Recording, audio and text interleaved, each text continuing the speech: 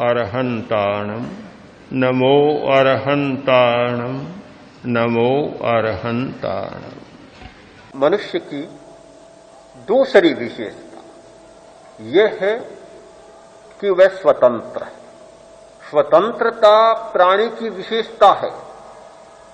अचेतन स्वतंत्र नहीं होता, चेतन स्वतंत्र होता है। हमारी दुनिया में दो मूल तत्व हैं, एक चेतन और एक अचेतन। चेतन और अचेतन में अंतर यह है कि चेतन स्वतंत्र होता है, नियति से पूरा बंधा हुआ नहीं होता, और अचेतन नियति से केवल बंधा हुआ होता है। उसकी अपनी कोई स्वतंत्रता नहीं होती। अचेतन की अपनी कोई स्वतंत्रता नहीं होती, केवल नियति के सहारे चलता है। जितने नियति, जितने सार्वभौम नियम, जितने यूनिवर्सल लॉ हैं, वे सब अचेतन के लिए।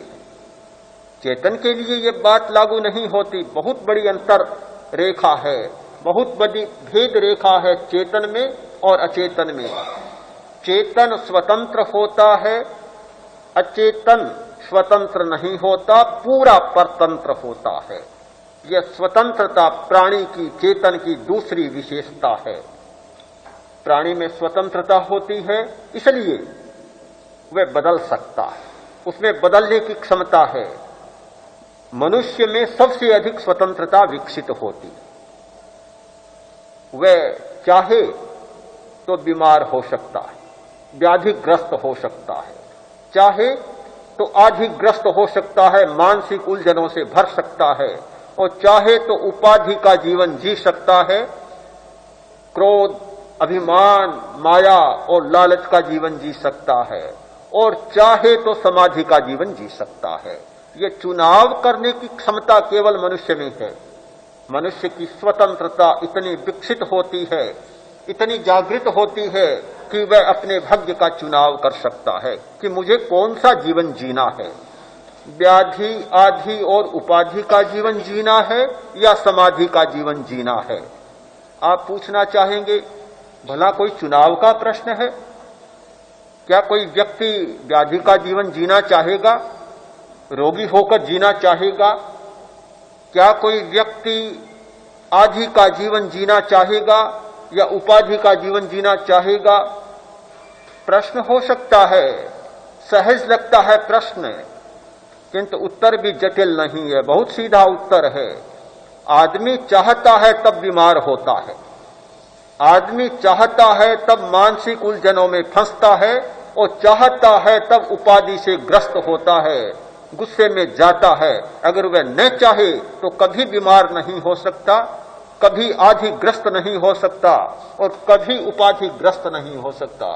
सब चाह पर होता है, कठिन है उस चाह को पकड़ना, कठिन है उस चाह को समझना और देखना। हम देखना नहीं जानते। हमारे भीतर एक बीमार होने की चाह जागती है और हम बीमार हो जाते। बिना चाह बीमार कोई नहीं हो सकता। मन में चाह जागती है, बीमार हो जाता है आदमी। क्या भोजन का असंयम, बहुत खाने की चाह और बीमारी दो बातें हैं? दो हैं क्या? दो नहीं है बिल्कुल। मन में खाने की चाह जागती है, क्या वह बीमारी की चाह नहीं है? मन में असंयम की चाह जागती है, क्या वह बीमारी नहीं है? अति काम, अति भोजन, अति लोभ, अति क्रोध की जो चाह है, वह सारी बीमारी की चाह है।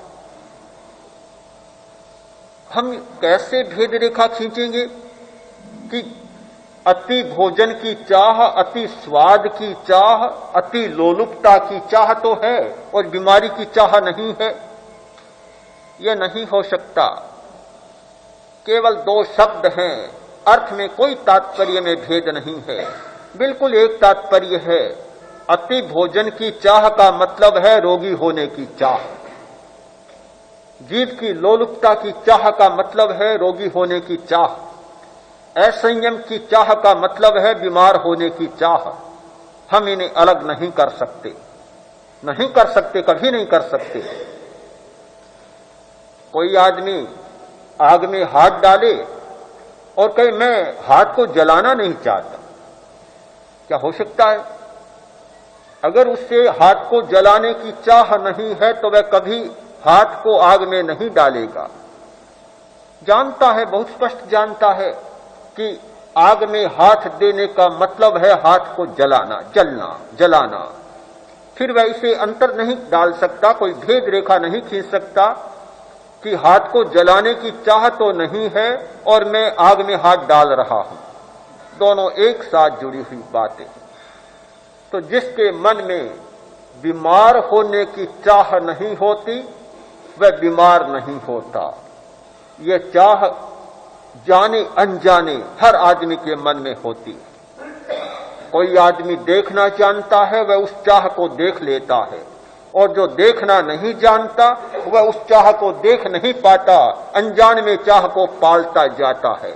चाह पलती जाती है, आदमी बीमार होता जाता है और उसको देख नहीं पाता, समझ नहीं पाता। अंतर है केवल देखने का। जिस व्यक्ति में मानसिक उलझनों में जाने की चाह नहीं होती वह मानसिक उलझन में नहीं जाता। मानसिक उलझन क्यों आती है? क्यों आती है? कि हमारे मन में मानसिक उलझनों में, मानसिक तनाव में जाने की चाह मौजूद है, अविरति मौजूद है, अतृप्ति मौजूद है। प्रियता और अप्रियता का संवेदन है। जब हम किसी को प्रिय मानकर चाहते हैं और किसी को अप्रिय मानने की चाह भी हमारे भीतर है, तो प्रियता का संवेदन, अप्रियता का संवेदन रहे और मानसिक उलझन न रहे, यह कभी नहीं हो सकता।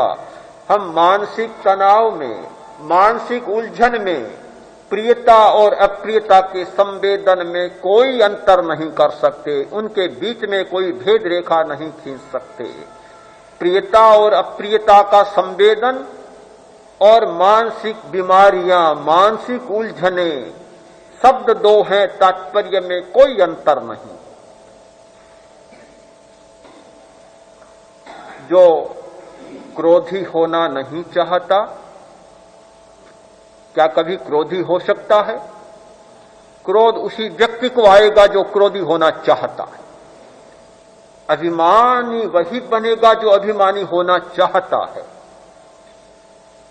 कपटी वही बनेगा जिसके मन में कपट करने की चाह है।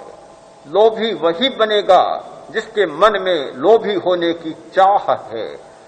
यदि चाह मिट जाए फिर कोई क्रोधी नहीं बन सकता। सबसे बड़ी बीमारी है ये चाह, अतृप्ति, आकांक्षा। आकांक्षा हमारी सबसे बड़ी बीमारी है। सारी बीमारियों की जड़ में है आकांक्षा, अविरति। यदि आकांक्षा मिट जाए, अविरति समाप्त हो जाए, तो फिर न प्रमाद होगा, न कषाय होगा और न और कोई बीमारी हो। हम इस सच्चाई को देखें, सच्चाई को जानें, और इस सच्चाई को जानते हैं तो फिर हमारे सामने यह प्रश्न जटिल नहीं बनता कि चुनाव कैसा। चुनाव कौन करना चाहेगा बीमार होने का? व्याधि, आधि और उपाधि से पीड़ित होने का चुनाव कौन करेगा? किंतु आदमी करता है, और इसलिए करता है कि उसके भीतर चाह भी मौजूद है। किंतु जब मनुष्य की स्वतंत्रता है और वह चुनाव करने में सक्षम है, चुनाव कर सकता है, तो वह यह चुनाव भी कर सकता है। व्याधि, आधि और उपाधि से दूर जाने का चुनाव भी वह कर सकता है। जब वह चुनाव करता है समाधि का, वह व्याधि, आधि और उपाधि से दूर हटकर और समाधि का चुनाव करता है, तो उसकी सारी जीवन की दिशा बदल जाती है। समाधि कोई अद्भुत वस्तु नहीं है। समाधि कोई कुछ लोगों के लिए नहीं है। समाधि कोई जीवन के शिखर पर पहुंचने के बाद होने वाली घटना नहीं है। समाधि हमारे जीवन की दिशा है, समाधि हमारे जीवन का मार्ग है, वे ऑफ लाइफ, ये जीवन का मार्ग है, जीवन की एक पद्धति है।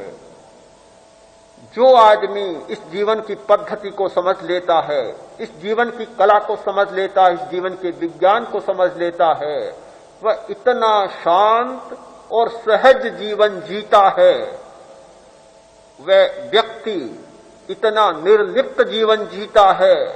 वह व्यक्ति कीचड़ में रहे हुए कमल के पत्ते का जीवन जीता है कि जिस पर कीचड़ भी गिरता है, पानी भी गिरता है, किंतु टिकता कुछ नहीं, सब कुछ चला जाता है। वह व्यक्ति ऐसा जीवन जीता है, सूखी भीत का जीवन जीता है कि जिस पर बालू फेंकी, सूखी बालू आई और नीचे गिर गई, कोई लेप नहीं होता। ऐसा जीवन जी सकता है जो व्यक्ति समाधि का चुनाव करता है। उसे अपनी खोज करनी जरूरी होती है। अपनी खोज किए बिना कोई समाधि को उपलब्ध नहीं हो सकता। अपनी खोज, मैं चेतन हूं, मैं अचेतन नहीं हूं। खोज बहुत सीधी है। अपनी खोज के लिए आपको बहुत दूर जाने की जरूरत नहीं। बहुत साधारण बातें, मुझ में चैतन्य है, आनंद है और शक्ति है, बस 3 बातें पर्याप्त है। अपना अस्तित्व क्या है? मैं चैतन्यमय हूं, मैं आनंदमय हूं और मैं शक्तिमय हूं। आनंद, चैतन्य और शक्ति, ये त्रिपुटी मेरा स्वभाव है। बस इससे सिवाय मेरा कोई स्वभाव नहीं है। इतनी बात को जान लेता है, वह अपने आप को जान लेता है और अपने अस्तित्व को जान लेता है। अचेतन में तीनों बातें नहीं। अचेतन में चैतन्य नहीं है, आनंद नहीं है और शक्ति है। शक्ति तो है, किंतु स्वतंत्रता युक्त शक्ति नहीं है। स्वतंत्रता से जिसका प्रयोग किया जा सके वैसी शक्ति नहीं है। प्राणी में, चेतन में तीनों बातें, चैतन्य, आनंद और स्वतंत्रता से प्रयोग की जाने वाली शक्ति, ये प्राणी की अपनी विशेषता है, वह उसका अपना अस्तित्व है।